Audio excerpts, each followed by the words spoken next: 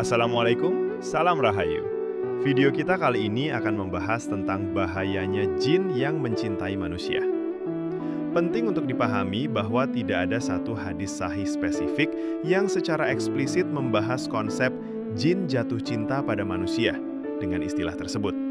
Namun, para ulama menyimpulkan adanya bahaya ini dari prinsip-prinsip umum yang ada dalam Al-Quran dan hadis, yaitu hadis dan ayat yang menunjukkan bahwa jin dan manusia hidup berdampingan di alam yang berbeda. Hadis tentang adanya jin yang bisa mengganggu, merasuki, dan menyakiti manusia, gangguan ain, sihir, dan lain-lain. Perintah yang jelas dalam Al-Quran dan Sunnah untuk membentengi diri dan meminta perlindungan Allah dari gangguan setan, yang juga berasal dari kalangan jin. Skrip di bawah ini adalah format dialog edukasi, seperti konten dakwah singkat, yang menjelaskan bahaya gangguan jin secara umum, termasuk yang obsesif, dan cara perlindungannya sesuai sunnah, tanpa mengklaim ada hadis spesifik untuk cinta jin. Di masyarakat, kita sering dengar istilah gangguan jin, bahkan ada yang bilang disukai atau dicintai jin. Ini membuat sebagian orang takut. Sebenarnya, bagaimana Islam memandang hal ini dan apa bahayanya? Pertama, kita harus yakin bahwa jin adalah makhluk Allah, sama seperti kita. Mereka ada yang muslim dan ada yang kafir. Keberadaan mereka disebutkan jelas dalam Al-Quran, contohnya di surah Al-Jin. Memang benar, jin bisa berinteraksi dan mengganggu manusia. Ini bukan fiksi. Gangguan ini bisa bermacam-macam, mulai dari was-was, bisikan, penyakit yang tidak terdeteksi medis, hingga gangguan obsesif yang sering diistilahkan awam sebagai dicintai jin itu. Ahmad, apa bahayanya jika seseorang mengalami gangguan obsesif seperti itu? Bahayanya tentu pada dua sisi, dunia dan akhirat.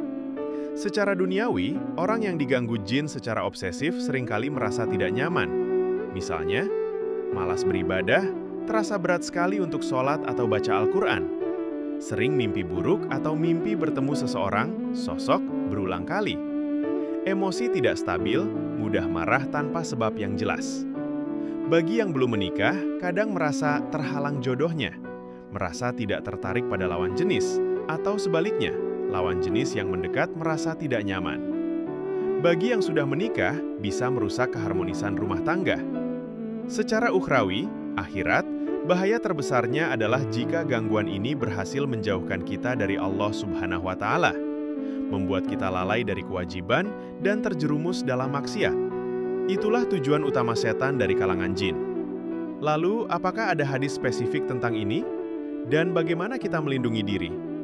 Mengenai hadis spesifik tentang cinta jin, itu adalah istilah yang dikembangkan oleh para praktisi ruqyah berdasarkan pengalaman mereka menangani kasus.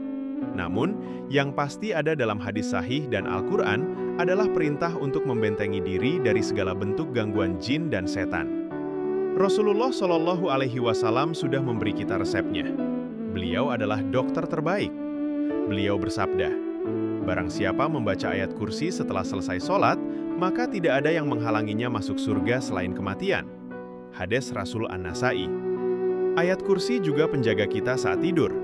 Rasulullah juga mengajarkan kita Al-Mu'awwidhatain, surah Al-Falaq dan An-Nas. Kata Aisyah radhiyallahu anha, Nabi biasa membacanya dan meniupkannya ke telapak tangan, lalu mengusapkannya ke tubuh sebelum tidur. Jadi, kuncinya adalah amalan harian. Jangan fokus pada takutnya, fokus pada bentengnya. Benteng kita itu, menjaga wudhu.